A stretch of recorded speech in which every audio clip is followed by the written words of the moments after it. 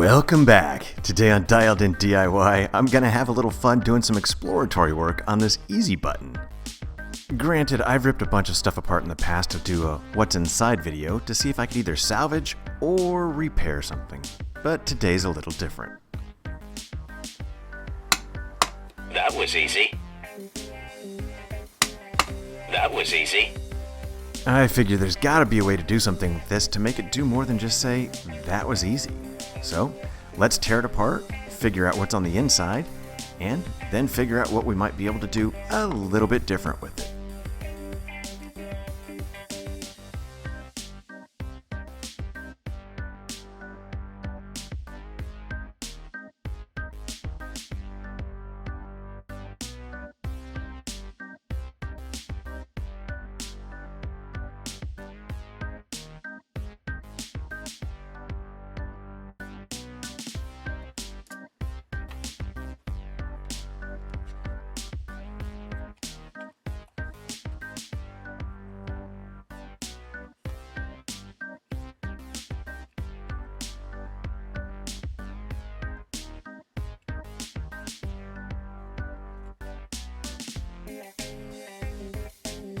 Well, one thing is easy to see. The soundboard on top of this thing isn't that much more complex than the ones I've found in many other toys I've taken apart in the past, which is already giving me the hint that there's not a whole lot I can do to actually change the function of the soundboard itself, unless I think I'm going to add a little something else to it later.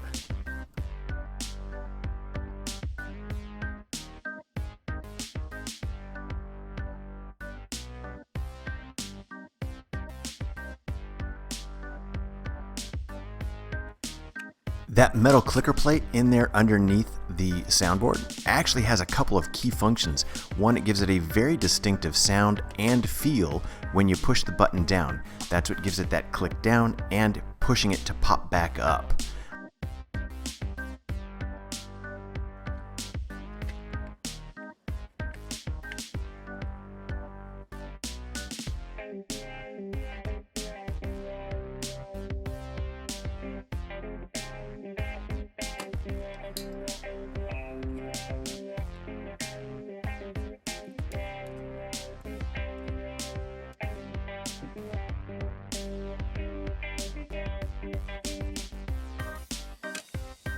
In one of my first What's Inside videos, I took apart a Toy Story Woody doll, and you can actually see that it pretty much has the same kind of contents on the inside.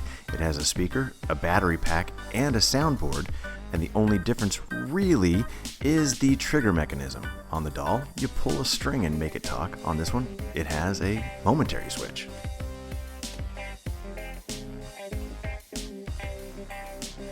Another key similarity between this and many other devices is that black glob on board.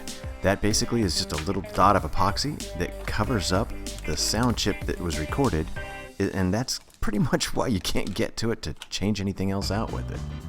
Lucky for me, I already have some other soundboards that you can pre-record and re-record, so if I wanted to, I could kind of swap it up and make it say or do anything I really want it to when someone pushes the button on the top.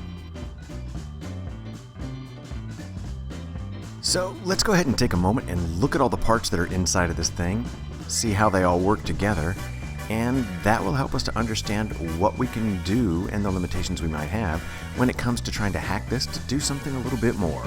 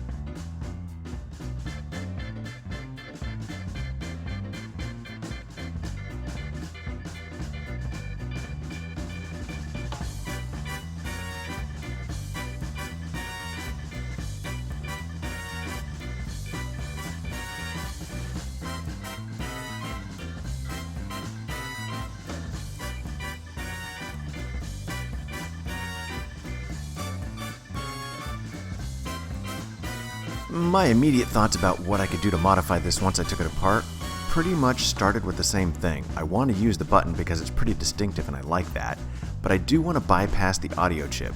Either add my own recordable chip, or something I'm leaning more towards is use a chip from something else that I've already taken apart before. And since my goal is typically to find a way to make something more amusing for myself, I think what I want to do is start with some soundboards I pulled out of some old prank stuff to make this thing make some really unusual sounds.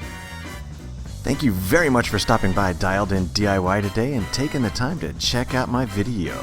If you have some thoughts on some good ideas for using this easy button in another purpose, I'd love to hear about it in the comments below. As long as you're here, I'd love it if you'd also subscribe and click that thumbs up button to let me know you enjoyed watching the video. Feel free to check out my playlists for all kinds of other DIY stuff, and please do come back in the future because there will be plenty more Dialed In DIY to come.